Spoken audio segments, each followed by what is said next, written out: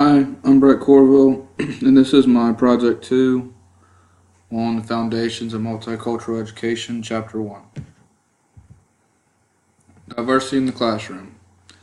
Educators today are faced with an overwhelming challenge to prepare students from diverse populations and backgrounds who live in a rapidly changing society in which we don't know many of the jobs that will be available to them in the future.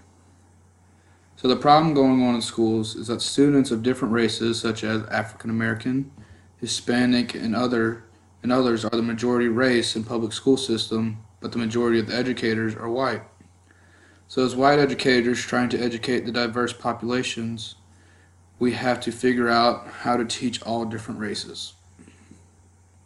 The curriculum and standards need to be changed around to meet the needs of all the different kinds of races. Culture. Culture defines who we are.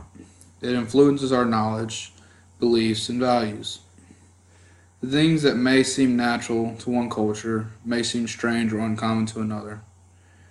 Knowing your students' culture may help you understand why they do what they do or act the way they act. Characteristics of culture.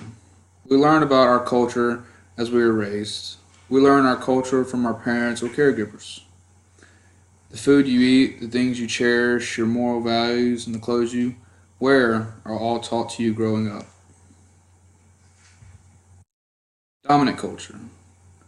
All the laws and institutions we use today have evolved from European traditions, which were predominantly white societies.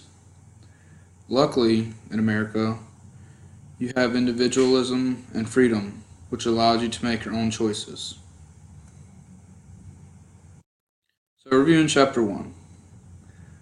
All in all, Chapter 1 is discussing the differences in races.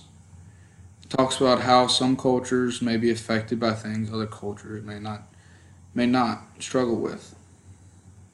It talks about how we as educators need our students, know our students, and diversify our lessons to fit the needs of all of our students.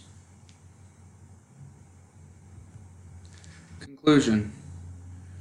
The chapter has helped me become a better educator because I know that I need to be able to teach my subject in a way that all students can understand no matter their race or disability.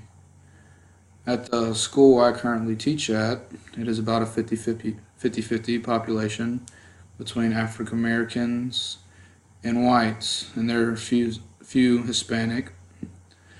And I've learned over my year teaching this year that not all students learn differently and not all students act the same way.